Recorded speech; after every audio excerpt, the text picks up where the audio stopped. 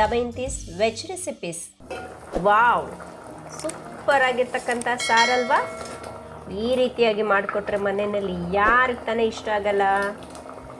ಹಾಗಾದರೆ ಫ್ರೆಂಡ್ಸ್, ನಾನು ನಿಮ್ಗೆ ಇವತ್ತೊಂದು ಒಳ್ಳೆ ಸೂಪರ್ ಆಗಿರ್ತಕ್ಕಂತಹ ಬೂದು ಕುಂಬಳಕಾಯಿಯನ್ನು ಬಳಸಿ ಸಾರನ್ನು ಮಾಡಿ ತೋರಿಸ್ಕೊಡ್ತಾ ಇದ್ದೀನಿ. ಒಂದೊಳ್ಳೆ ಟೇಸ್ಟು, ಒಂದು ಒಳ್ಳೆ ಕಾಂಬಿನೇಷನ್, ದೋಸೆ, ಚಪಾತಿ ಎಲ್ಲದಕ್ಕೂ ಸೂಟೇಬಲ್ ಆಗಿರ್ತಕ್ಕಂತಹ ಬೂದು ಕುಂಬಳಕಾಯಿ ಸಾರನ್ನು ಮಾಡಿ ತೋರಿಸ್ಕೊಡ್ತಾ ಇದ್ದೀನಿ. ಈ ಸಾರು ಅನ್ನದ ಜೊತೆಗೆ ಬೆರೆಸ್ಕೊಂಡು ಅದರೊಟ್ಟಿಗೆ ಒಂದು ಸ್ವಲ್ಪ ಸಾರು ಮಿಕ್ಸ್ ಮಾಡಿಕೊಂಡು ಬಿಸಿ ತುಪ್ಪನ ಹಾಕೊಂಡು ತಿಂತಾ ಇದ್ರೆ ವಾರೆ ಬಾವ್, ಸಖತ್ ಮಜಾ ಕೊಡುತ್ತೆ. ಆ ಬೂದು ಕುಂಬಳಕಾಯಿ ಹೋಳುಗಳು ಆ ಸಾರು ಮಿಕ್ಸ್ ಮಾಡಿಕೊಂಡು ಕಲಿಸ್ಕೊಂಡು ತಿಂದರೆ ನಿಜವಾಗ್ಲೂ ಸೂಪರಾದ ಟೇಸ್ಟ್. ಹಾಗಾದರೆ ಫ್ರೆಂಡ್ಸ್, ಈ ಬೂದು ಕುಂಬಳಕಾಯಿ ಸಾರನ್ನು ಹೇಗೆ ಮಾಡೋದು ಅಂತ ಕ್ವಿಕ್ಕಾಗಿ ನೋಡ್ಕೊಬರೋಣ ಬನ್ನಿ. ಇಲ್ಲಿ ನಾನೊಂದು ಸ್ಲೈಸ್ ಅಂದರೆ ಒಂದು ಬೂದು ಕುಂಬಳಕಾಯಲ್ಲಿ ಒಂದೇ ಒಂದು ಭಾಗನ ಕಟ್ ಮಾಡ್ಕೊಂಡಿದ್ದೀನಿ. ಚಿಕ್ಕ ಸ್ಲೈಸ್, ಚಿಕ್ಕ ಪೀಸಸನ್ನು ಮಾಡಿಕೊಂಡು ಅದ್ರದ್ದು ಸಿಪ್ಪೆನ ತೆಗೆದು ಕೆಳಭಾಗನ ತೆಗೆದು ಈ ರೀತಿಯಾಗಿ ಸಣ್ಣದಾಗಿ ಕಟ್ ಮಾಡಿ ಇಟ್ಕೊಂಡಿದ್ದೀನಿ. 1/4 ಕಪ್ಪಷ್ಟು ಅಲಸಂಡೆ ಕಾಳು ನೆನೆ ಹಾಕಿಬಿಟ್ಟು ಇದನ್ನು ಕುಕ್ಕರಲ್ಲಿ 4ರಿಂದ 5 ವಿಜಿಲಾಗುವಷ್ಟು ಕೂಗಿಸಿ ಬೇಯಿಸಿ ಇಟ್ಕೊಂಡಿದ್ದೀನಿ. ಆ ನೀರು, ಅದನ್ನು ಬೇಯಿಸಿರೋ ಕಾಳು ಎರಡನ್ನೂ ಸಪ್ರೇಟ್ ಮಾಡಿಲ್ಲ, ಜೊತೆಲೇ ಇಟ್ಕೊಂಡಿದ್ದೀನಿ. ಈರುಳ್ಳಿ 1/4 ಕಪ್ಪಷ್ಟು, ಹಸಿಮೆಣಸಿನ್ಕಾಯಿ 4 ಪೀಸ್ ಮಾಡ್ಕೊಂಡಿದ್ದೀನಿ. ಬೆಳ್ಳುಳ್ಳಿ ತುಂಡುಗಳು 3 ಸಣ್ಣಕ್ಕೆ ಕಟ್ ಮಾಡ್ಕೊಂಡಿದ್ದೀನಿ. ಜೀರಿಗೆ 1/4 ಟೀ ಸ್ಪೂನ್, ಕರಿಬೇವಿನ ಎಲೆ ಒಂದು ಸ್ವಲ್ಪ, ಕೊತ್ತಂಬರಿ ಸೊಪ್ಪು ಸ್ವಲ್ಪ, ಹುಣಸೆ ಹಣ್ಣಿನ ರಸ 1 ಟೀ ಸ್ಪೂನಷ್ಟಿದ್ರೆ ಸಾಕು, ಎಣ್ಣೆ 1 ಟೇಬಲ್ ಸ್ಪೂನ್, ಅಕ್ಕಿ ಪುಡಿ 1 ಟೀ ಸ್ಪೂನ್, ಹರಳುಪ್ಪು ರುಚಿಗೆ ಎಷ್ಟು ಬೇಕು ಅಷ್ಟು, ಸಾರಿನ ಪುಡಿ 2 ಟೀ ಸ್ಪೂನಷ್ಟು ತಗೊಂಡಿದ್ದೀನಿ. ಪಾತ್ರೆ ಕಾಯಕ್ಕಿಟ್ಟು ಪಾತ್ರೆ ಕಾದ ನಂತರ ಎಣ್ಣೆ ಹಾಕ್ಕೊಂಡಿದ್ದೀನಿ. ಎಣ್ಣೆ ಕಾದ ನಂತರ ಸಾಸಿವೆ ಹಾಕ್ಕೊಂಡಿದ್ದೀನಿ. ಸಾಸಿವೆ ಸೌಂಡ್ ಮಾಡುತ್ತಲ್ವಾ, ನಂತರ ಜೀರಿಗೆನೂ ಹಾಕೋತಾ ಇದ್ದೀನಿ. 2 ಚೆನ್ನಾಗಿ ಫ್ರೈ ಆಗಿದ ನಂತರ ಕಟ್ ಮಾಡಿಕೊಂಡಿರುವ ಈರುಳ್ಳಿಯನ್ನು ಹಾಕ್ಕೊಂಡಿದ್ದೀನಿ. ಅದರ ಜೊತೆಗೆ ಬೆಳ್ಳುಳ್ಳಿ ತುಂಡುಗಳು, ನಂತರ ಕರಿಬೇವು ಹಾಗೂ ಹಸಿಮೆಣಸಿನ್ಕಾಯಿ 2 ಒಟ್ಟಿಗೆ ಹಾಕೋತಾ ಇದ್ದೀನಿ. ಈಗ ಇವೆಲ್ಲ ಎಣ್ಣೆಯಲ್ಲಿ ಚೆನ್ನಾಗಿ ಫ್ರೈ ಮಾಡ್ಕೊಳ್ಳಿ. ಇದನ್ನು 1-2 ಸತಿ ಸೌಟಲ್ಲಿ ನೀವು ಮಧ್ಯ ಮಧ್ಯ ಎಣ್ಣೆಲಿ ಫ್ರೈ ಆಗೋರಿಗೆ ಈ ರೀತಿಯಾಗಿ ಚೆನ್ನಾಗಿ ಬೆರೆಸ್ಕೊಳ್ಳಿ. ಈಗ ನೋಡಿ, ಎಣ್ಣೆಯಲ್ಲಿ ಚೆನ್ನಾಗಿ ಫ್ರೈ ಆಗ್ತಿದೆ ಅಲ್ವಾ? ಈಗ ನಾನು ಕಟ್ ಮಾಡಿಕೊಂಡಿರುವ ಬೂದು ಕುಂಬಳಕಾಯಿ ತುಂಡುಗಳನ್ನು ಹಾಕ್ಕೊಂಡಿದ್ದೀನಿ. ಹಾಕ್ಕೊಂಡು ಇದನ್ನು ಅಷ್ಟೇ ಚೆನ್ನಾಗಿ ಫ್ರೈ ಮಾಡ್ಕೊಬಿಡಿ. ಇದು ಒಂದು ಸ್ವಲ್ಪ ಹೊತ್ತು ಸ್ವಲ್ಪ ಎಣ್ಣೆ ಬೂದು ಕುಂಬಳಕಾಯಿಯಲ್ಲಿ ಹೀರ್ಕೊಳ್ಳೋವರೆಗೆ ಫ್ರೈ ಮಾಡ್ಕೊಳ್ಳಿ.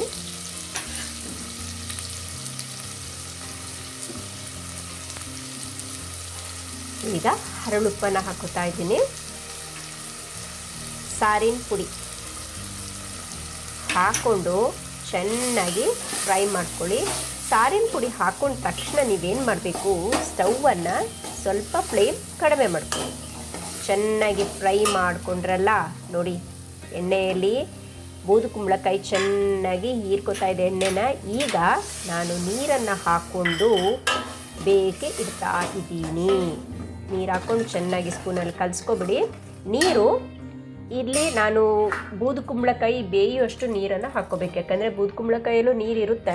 ಹಾಗಾಗಿ ಒಂದು 3 ಕಪ್ಪಷ್ಟು ನೀರನ್ನು ಹಾಕ್ಕೊಂಡು ಬೇಯಕ್ಕೆ ಇಟ್ಟಿದ್ದೀನಿ. ಮುಚ್ಚಳ ಮುಚ್ಚಿಬಿಟ್ಟು ಬೇಯಕ್ಕೆ ಇಟ್ಟಿದ್ದೀನಿ. ನೋಡಿ, ಬೇಯ್ತಾ ಇದೆ, ಚೆನ್ನಾಗಿ ಕುದಿ ಬಂದಿದೆ. ಈಗ ಸೌಟಲ್ಲಿ ಈ ಥರ ಕಲಿಸ್ಕೊಂಡು ಬೂದು ಕುಂಬಳಕಾಯಿ ಬೆಂದಿದೆಯಾ ಅಂತ ನೋಡೋಣ ಬನ್ನಿ, ಚೆಕ್ ಮಾಡೋಣ. ಒಂದು ಸ್ಪೂನಲ್ಲಿ ಈ ರೀತಿಯಾಗಿ ಕಟ್ ಮಾಡಿದ್ರೆ ನಮಗೆ ಬೂದು ಕುಂಬಳಕಾಯಿ ಬೆಂದಿದೆಯಾ ಅಂತ ಗೊತ್ತಾಗುತ್ತೆ. ನೋಡಿ, ಪರ್ಫೆಕ್ಟಾಗಿ ಬೆಂದಿದೆ. ಈಗ ಏನು ಮಾಡ್ತೀನಿ, ಬೇಯಿಸಿಟ್ಕೊಂಡಿರ್ತಕ್ಕಂತಹ ಅಲಸಂದೆ ಕಾಳು ಇದೆ ಅಲ್ವಾ, ಅದ್ರದ್ದು ನೀರು ಜೊತೆಗೇ ಹಾಕೋತಾ ಇದ್ದೀನಿ. ಈಗ ಸ್ವಲ್ಪ ಚೆನ್ನಾಗಿ ಕಲಿಸ್ಕೊಬಿಡಿ. ಕಲಿಸ್ಕೊಂಡು ನೀರು ಎಷ್ಟು ಬೇಕು ನೋಡ್ಕೊಳ್ಳಿ. ಒಂದು ಸ್ವಲ್ಪ ನೀರು ಬೇಯಿಸಿ ಬೂದು ಕುಂಬಳಕಾಯಿ ಬೆಂದು ಕಡಿಮೆ ಆಗಿದೆ, ಹಾಗಾಗಿ ಒಂದು 1/4 ಕಪ್ಪಷ್ಟು ನೀರನ್ನು ಮತ್ತೆ ಹಾಕ್ಕೊಂಡು ಮಿಕ್ಸ್ ಮಾಡಿಕೊಂಡು, ನೀರು ನೀವು ನೋಡಿಕೊಂಡು ಸಾರು ಬೇಕಾಗಿರೋ ಅಳತೆಗೆ ನೋಡಿಕೊಂಡು ಹಾಕ್ಕೊಂಡ್ರೆ ಸಾಕು. ಈಗ ಕೊತ್ತಂಬರಿ ಸೊಪ್ಪನ್ನು ಸಣ್ಣ ಸಣ್ಣಕ್ಕೆ ಕಟ್ ಮಾಡಿಕೊಂಡು ಹಾಕೋತಾ ಇದ್ದೀನಿ. ಇದೂ ಅಷ್ಟೇ, ಕಟ್ ಮಾಡ್ಕೊಂಡ್ಮೇಲೆ ಒಂದು ಸತಿ ಸೌಟಲ್ಲಿ ಚೆನ್ನಾಗಿ ಕಲಸ್ಬಿಟ್ಟು, ಈಗ ಮುಚ್ಚಿಬಿಟ್ಟು ಒಂದು ಚೆನ್ನಾಗಿ ಕುದಿಯಕ್ಕೆ ಬಿಡಿ. ಯಾಕೆ ಬೂದು ಕುಂಬಳಕಾಯಿ ಇನ್ನೊಂದು ಸ್ವಲ್ಪ ಬೇಯಬೇಕು. ಅದ್ರ ಜೊತೆಗೆ ಬೂದು ಕುಂಬಳಕಾಯಿ ಉಪ್ಪು ಎಲ್ಲ ಚೆನ್ನಾಗಿ ಹೀರ್ಕೋಬೇಕಲ್ವಾ, ಹಾಗಾಗಿ ಸ್ವಲ್ಪ ಬೇಯಕ್ಕೆ ಬಿಡ್ತಾ ಇದ್ದೀನಿ. ಕುದಿ ಬರ್ತಾ ಇದೆ ನೋಡಿ, ಸೂಪರಾಗಿ ಕುದಿ ಬರ್ತಾ ಇದೆ. ಈಗ ಒಂದು ಸತಿ ಸೌಟಲ್ಲಿ ಕಲಿಸ್ಕೊಂಡು ನೋಡಿ, ಸ್ಪೂನಲ್ಲಿ ಪ್ರೆಸ್ ಮಾಡಿ ನೋಡೋಣ. ವಾವ್, ಚೆನ್ನಾಗಿ ಬೆಂದಿದಲ್ವಾ? ಈಗ ಬೆಂದಾಗಿದೆ. ಈ ಸ್ಟೇಜ್ ಮುಗಿದೋಯ್ತು. ಈಗ ಸಾರು ಒಂದು ಹದಕ್ಕೆ ಬಂದಿದೆ. ಈಗ ಏನು ಮಾಡಬೇಕು ಗೊತ್ತಾ, ಅಕ್ಕಿ ಪುಡಿಯನ್ನು ತಗೊಂಡು ಅದಕ್ಕೆ ಸ್ವಲ್ಪ ನೀರನ್ನು ಬೆರೆಸ್ಕೊಂಡು ಚೆನ್ನಾಗಿ ಲಂಪ್ಸ್ಗಳಿಲ್ದಿರೋಂಗೆ ಇದನ್ನ ಸ್ಪೂನಲ್ಲಿ ಕಲಿಸ್ಕೊತೀನಿ. ಒಂದು ಸ್ವಲ್ಪನೂ ಎಲ್ಲೂ ಗಂಟುಗಳಿರಬಾರ್ದು. ಚೆನ್ನಾಗಿ ನೀರು ಹಾಕ್ಕೊಂಡು ಕಲಿಸ್ಕೊಬಿಡಿ. ಒಂದು ಫ್ಲೋಯಿಂಗ್ ಕನ್ಸಿಸ್ಟೆನ್ಸಿಲಿ ಇರಬೇಕು.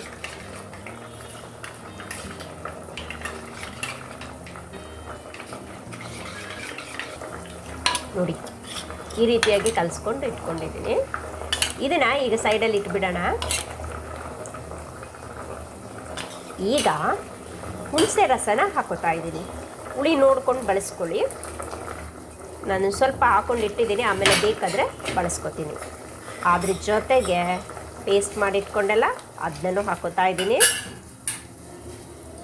ಈಗ ಇದನ್ನು ಚೆನ್ನಾಗಿ ಕುದಿಯೋಕೆ ಬಿಡಬೇಕು. ಸ್ವಲ್ಪ ನೀರನ್ನು ಬೆರೆಸ್ಕೊಂಡೆ. ನೀರು ಗಟ್ಟಿ ಬೇಕಂದರೆ ನೋಡಿಕೊಂಡು ಹಾಕ್ಕೊಳ್ಳಿ. ಕುದೀತಾ ಅಕ್ಕಿ ಪುಡಿ ಬೆರೆಸಿ ಹಾಕಿದಲ್ವಾ, ಹಾಗಾಗಿ ಸ್ವಲ್ಪ ಗಟ್ಟಿ ಆಗುತ್ತೆ ಸಾರು. ಈಗ ಹುಳಿ ಸ್ವಲ್ಪ ಕಡಿಮೆ ಆಗಿದೆ, ಹಾಗಾಗಿ ನಾನೊಂಚೂರು ಹುಣಸೆ ರಸನ ಹಾಕ್ಕೊಂಡು ನಂತರ ಚೆನ್ನಾಗಿ ಕಲಿಸ್ಕೊಂಡು ಕುದಿ ಬರಲಿ, ಕುದಿಯಕ್ಕೆ ಬಿಡಿ. ನೋಡಿ, ಸ್ವಲ್ಪ ನೀರು ಕಮ್ಮಿ ಆಗಿತ್ತು, ನಾನೊಂದು ಸ್ವಲ್ಪ ಹಾಕ್ಕೊಂಡೆ. ಟೋಟಲ್ ಎಲ್ಲ ಆಗಿ ಅರ್ಧ ಕಪ್ಪಷ್ಟು ನೀರನ್ನು ಹಾಕ್ಕೊಂಡಿದ್ದೀನಿ. ಈಗ ಹಾಗೆ ಸ್ವಲ್ಪ 1/4 ಟೀ ಸ್ಪೂನಷ್ಟು ಬೆಲ್ಲನ ಹಾಕ್ಕೊಂಡಿದ್ದೀನಿ ಟೇಸ್ಟಿಗೆ. ನೋಡಿ, ಬಿಡಿ. ಸ್ವಲ್ಪ ಕುದಿಯೋಕ್ಕೆ ಮುಚ್ಚಿಬಿಟ್ಟು ಒಂದು 5 ನಿಮಿಷ ಚೆನ್ನಾಗಿ ಕುದಿಯೋಕ್ಕೆ ಬಿಡಿ. ನೋಡೋಣ. ವಾವ್, ಹೊಗೆ ಹೋಗ್ತಾ ಇದೆ, ಹಂಗೆ ಕುದಿಯುತ್ತಾ ಹೊಗೆ ಹೋಗ್ತಾ ಇದೆ. ಹಾಗೆಯೇ ಕಲಿಸ್ಕೊಳ್ಳಿ. ಏನು ಗೊತ್ತಾ, ಈ ಅಕ್ಕಿ ಪುಡಿಯನ್ನು ಕಲಿಸ್ಬಿಟ್ಟು ಹಾಕಿದ್ರಲ್ವಾ, ಅದು ಹಾಕೊಂಡ್ಮೇಲೆ ಗಟ್ಟಿ ಆಗ್ತಾ ಬರುತ್ತೆ. ಹಾಗಾಗಿ ನೀವು ಸೌಟಲ್ಲಿ ಅವಾಗವಾಗ ಸ್ವಲ್ಪ ತಿರುಗಿಸ್ಕೊತಾ ಇರಬೇಕು ಚೆನ್ನಾಗಿ ಕುದಿಯೋವರೆಗೆ. ಇದು ಇನ್ನೊಂದು ಸ್ವಲ್ಪ ಗಟ್ಟಿ ಆಗಬೇಕು ಸಾರು. ಹಾಗೆ ಬಿಡಿ, ಸ್ವಲ್ಪ ಕುದೀಲಿ. ಈ ಟೈಮಲ್ಲಿ ನೀವು ಉಪ್ಪು ಖಾರ ಹುಳಿ ಏನಾದರೂ ಕಡಿಮೆ ಇದ್ದರೆ ಹಾಕ್ಕೊಂಡು ಚೆನ್ನಾಗಿ ಕುದಿಯೋಕ್ಕೆ ಬಿಟ್ಬಿಡಿ. ಇನ್ನೊಂದು 5 ನಿಮಿಷ ಕುದಿಯಬೇಕು. ವಾವ್, ಈಗ ನೋಡಿ ಫುಲ್ ಕಂಪ್ಲೀಟಾಗಿ ಗಟ್ಟಿ ಆಗಿಬಿಟ್ಟಿದೆ. ಸಾರು ಶೈನಿಂಗ್ ಬರಬೇಕು. ನೋಡಿದ್ರಲ್ಲ, ಕಂಪ್ಲೀಟಾಗಿ ಥಿಕ್ನೆಸ್ ಬಂದಾಗ ಏನಾಗುತ್ತೆ, ಸಾರಲ್ಲಿ ಮೇಲೆ ಲೇಯರು ಶೈನಿಂಗ್ ಹೊಡಿತಾ ಇರುತ್ತೆ. ನೋಡಿ, ಕಾಣಿಸ್ತಾ ಇದೆಯಾ? ತುಂಬ ಚೆನ್ನಾಗಿರುತ್ತೆ. ಆವಾಗಲೇ ಟೇಸ್ಟು ಸೂಪರಾಗಿದೆ ಅಂತ ಗೊತ್ತಾಗೋದು. ಈಗ ನನ್ನ ಸ್ಟವನ್ನು ಆಫ್ ಮಾಡ್ಕೊಬಿಟ್ಟೆ. ಆಫ್ ಮಾಡ್ಕೊಂಡ ನಂತರ ಇದನ್ನು ಈಗ ನಾನು ಸರ್ವಿಂಗ್ ಬೌಲ್ಗೆ ಹಾಕೋತಾ ಇದ್ದೀನಿ. ವೆರಿ ಸಿಂಪಲ್ ಅಲ್ವಾ ಫ್ರೆಂಡ್ಸ್? ಎಷ್ಟು ಈಸಿಯಾಗಿ ಬೂದು ಕುಂಬಳಕಾಯಿ ಸಾರನ್ನು ಮಾಡ್ಬೋದು ಅಂತ ನೋಡ್ಕೊಂಡ್ರಲ್ಲ. ಎಷ್ಟು ಈಸಿಯಾಗಿ ಮಾಡ್ಬೋದು ಅಷ್ಟೇ ಟೇಸ್ಟಿಯಾಗಿರುತ್ತೆ. ಇದನ್ನು ನೀವು ಮನೆಯಲ್ಲಿ ಒಂದು ಸತಿ ಮಾಡಿಕೊಡಿ, ವಾರದಲ್ಲಿ ಒಂದು ಸತಿ ಕೇಳ್ತಾರೆ. ಅಪರೂಪಕ್ಕೆ ಒಂದು ತಿಂಗಳಿಗೆ ಒಂದು ಸತಿ ಆದರೂ ನೀವು ಮಾಡಿಕೊಂಡು ತಿನ್ಬೋದು, ಅಷ್ಟು ಟೇಸ್ಟಿಯಾಗಿರುತ್ತೆ. ಈ ಬೂದು ಕುಂಬಳಕಾಯಿ ಕೆಲವ್ರಿಗೆ ಇಷ್ಟಪಡಲ್ಲ, ಇಷ್ಟಪಡದಿಲ್ದವ್ರಿಗೆ ಈ ರೀತಿಯಾಗಿ ಮಾಡ್ಕೊಳ್ಳಿ, ಖಂಡಿತವಾಗ್ಲೂ ಕೇಳಿ ತಿಂತಾರೆ.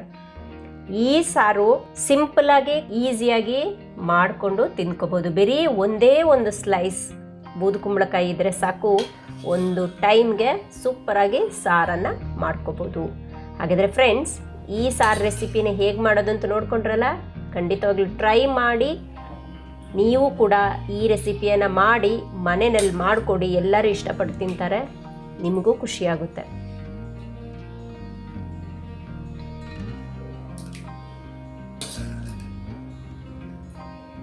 ಹಾಗಾದರೆ ಈ ಸಾರು ಏನಕ್ಕೆಲ್ಲ ಯೂಸ್ ಆಗುತ್ತೆ? ಬಿಸಿ ಅನ್ನದ ಜೊತೆಗೆ ಈ ಬೂದು ಕುಂಬಳಕಾಯಿ ಸಾರನ್ನು ಹಾಕ್ಕೊಂಡು ಆ ಹೋಳುಗಳಿದ್ದಲ್ವಾ ಅದನ್ನು ಮಿಕ್ಸ್ ಹೊಡ್ಕೊಂಡು ತಿಂತಾ ಇದ್ರೆ ವಾರೆ ವಾವ್ ಸೂಪರ್. ಅದ್ರ ಜೊತೆಗೆ ಈ ಸಾರನ್ನು ಹಾಕ್ಕೊಂಡು ಅನ್ನದ ಜೊತೆಗೆ ಒಂದಿಷ್ಟು ಬಿಸಿ ತುಪ್ಪನ ಹಾಕ್ಕೊಂಡು ಬಿಸಿ ಅನ್ನದ ಜೊತೆಗೆ ಕಲಿಸ್ಕೊಂಡು ತಿಂತಾ ಇದ್ರೆ ಎಲ್ಲರಿಗೂ ಇಷ್ಟ ಆಗುತ್ತೆ. ನಿಜವಾಗ್ಲೂ ಸೂಪರ್ ಆಗಿರ್ತಕ್ಕಂಥ ಒಂದೊಳ್ಳೆ ಸಾರಿನ ರೆಸಿಪಿಯನ್ನು ನಾನು ನಿಮಗೆ ಇವತ್ತು ತೋರಿಸ್ಕೊಟ್ಟಿದ್ದೀನಿ. ನೀವು ಕೂಡ ಇವತ್ತೇ ಒಂದು ಸ್ಲೈಸ್ ಬೂದು ಕುಂಬಳಕಾಯಿ ತಗೊಂಡು ಬಂದು ಮನೆಯಲ್ಲಿ ಟ್ರೈ ಮಾಡಿ, ಎಲ್ಲರಿಗೂ ಮಾಡಿಕೊಡಿ. ರೆಸಿಪಿನ ಕಂಪ್ಲೀಟಾಗಿ ನೋಡಿಕೊಂಡು ಟ್ರೈ ಮಾಡಿ. ಹಾಗೆಯೇ ಹೇಗಿತ್ತು ಅಂತ ನನಗೆ ಕಮೆಂಟ್ ಮೂಲಕ ತಿಳಿಸಿ. ನನ್ನ ಈ ರೆಸಿಪಿ ನಿಮಗೆ ಇಷ್ಟ ಆಗಿದರೆ ಲೈಕ್ ಕೊಡಿ, ಇಷ್ಟ ಆಗಿಲ್ಲ ಅಂದರೆ ಡಿಸ್ಲೈಕ್ ಕೊಡಿ. ಮತ್ತಷ್ಟು ಈ ರೀತಿಯಾದ ಡಿಫ್ರೆಂಟ್ ಆಗಿರ್ತಕ್ಕಂಥ ರೆಸಿಪೀಸ್ಗೆ ದಮಯಂತೀಸ್ ವೆಜ್ ರೆಸಿಪೀಸ್ ಚಾನಲ್ನ ಸಬ್ಸ್ಕ್ರೈಬ್ ಮಾಡಿ. ಇನ್ನೊಂದು ಹೊಸ ವಿಡಿಯೋದೊಂದಿಗೆ ಮತ್ತೆ ಸಿಗೋಣ. ವಿಡಿಯೋ ನೋಡಿದ್ದಕ್ಕೆ ಧನ್ಯವಾದ.